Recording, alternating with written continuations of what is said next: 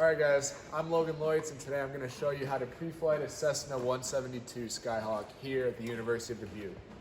So the first thing we're going to do is come into the cabin here, throw on our master switch, and then all of our lights and our pitot heat, and drop our flaps. So we're just going to come out here to the front of the plane, kind of look here. We have our wingtip lights are all good, landing lights are good. Look at the back of the aircraft, our beacon is all good. And again, wingtip lights over here. Check and make sure our flaps came down and are secure, and our pitot heat is working. Then we're going to come back inside the cabin and shut it all down. Now we're just going to do a quick walk around to the aircraft. I like to start here on the wing. So our wing spar just supports the wing.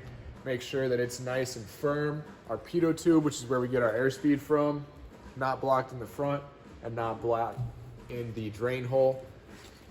We have our stall horn here. Again, it's not blocked, and our fuel vent not blocked. Then we're just gonna run our hand across the wing here, making sure that there's no big dents or scratches in it. So this is our aileron.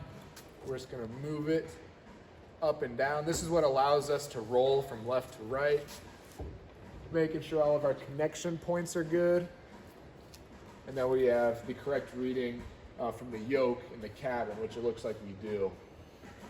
Coming over to the flaps here, push up gently on them, making sure that they're resisting my force. Finally going to come down here to the wheel, give it a little pressure check, just make sure it's inflated. Look at the brakes as well, making sure that the pads are still good and that it's not leaking any kind of fluid. Then we're going to come back here, check all of our antennas, and down below here. Again, coming back here to the horizontal stabilizer, just making sure that there's no big dents or scratches in it. We're also going to check down here on our tail tie down. There's a little piece of duct tape. We always want to make sure that duct tape is there so we know that there hasn't been a tail strike since we've last flown it. Coming back to the elevator here, same thing. Gonna move it up and down. This is what allows the aircraft to go up and down. We're gonna check the connection points here, make sure it's all good. There's nothing down inside of there. For our rudder, gently to the left, gently to the right. This is what allows the airplane to go left and right this direction on the horizontal axis. Check up here for our VOR receivers, just make sure they're still there and they're not chipped or anything like that, broke off. Same thing on this side with the elevator, just checking our connection points as I move it. You don't want to mess with the trim tab here.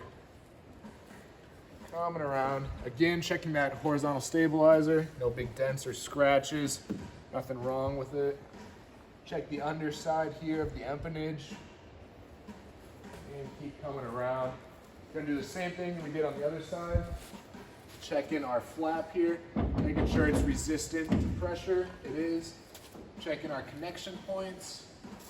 And again with the aileron, making sure it's free, and then looking inside the cabin to make sure that it is correct, which it is. And check our connection points. They're all good. Finally gonna come around here. Again, no big dents or scratches. Check our angle of attack indicator, making sure it's free and correct, which it is. Wing spar again. And tire pressure is all good. And we're not leaking any kind of brake fluid. The last thing we're gonna wanna do on the wings here is there's 5 fuel sump points. We're just gonna quickly sump those points with our fuel sump and tester.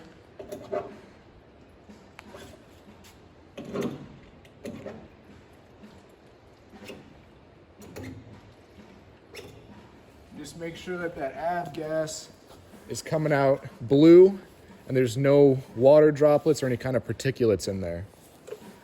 So now that that's done, we can come up here to the engine cowling. Check inside of here. We're gonna check our oil level. So unscrew this, take it out, and ideally we want it above 6 quarts and below 8 quarts. And I don't know if you can see that there, but it's right about 6.5, 7 quarts. So that's the perfect level that we want. Put that back in, tighten it, check our engine cowling, making sure that there's no bolts or screws that are loose on there. Come down here, again checking our tire pressure and our front wheel strut, looking good. Finally, we're gonna come around here, check our propeller, again looking for dents and scratches. Prop hub, our spinner, no big dents or scratches. And we're just gonna make sure that our air filter here on the front of the aircraft is also clean and it's not obscured. After that, we're just gonna make sure the APU door is shut, do a final look at the cowling, make sure our static port here on the side of the aircraft is not blocked. And then I always like to do just like a little step back, kind of look over the entire aircraft again, just make sure it's airworthy.